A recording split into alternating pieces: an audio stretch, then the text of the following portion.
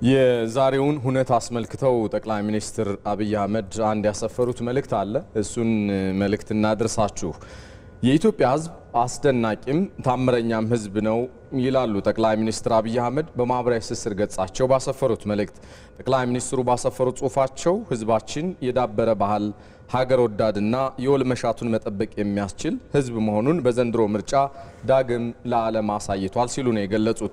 በዛሬው ታሪካዊ ዕለትም አሉ ጠቅላይ ሚኒስትሩ የሌሊቱ ብርድና ጨለማ ያላስፈራራቸው፣ የቀትሩ ፀሐይና ድንገተኛ ዝናብ ያልበገራቸው፣ ሰርግ፣ ሐዘን፣ ወሊድና ሌሎች ማህበራዊ ሁነቶች ያላገዳቸው፣ ረጃጅም ሰልፎች ያላታከታቸው፣ የአካል ጉዳት ድምፅ ለመስጠት ያልገደባቸው፣ ህመምና እርጅና የሀገር ተስፋን ከማየት ያላገዳቸው፣ የነገ ሀገር ተረካቢ ጨቅላ ልጃቸውን ማዘል ያላደከማቸው፣ ከምንም በላይ የጠላት ጩኸትና ማስፈራሪያ ያላስቆማቸው ዜጎች በብዙ ውጣ ውረዶች መካከል ያሳያችሁት ጽናት ለዲሞክራሲና ለሀገር ህልውና የተከፈለ ነውና ከልብ የመነጨ ምስጋና ይገባቸዋል ብለዋል ጠቅላይ ሚኒስትሩ።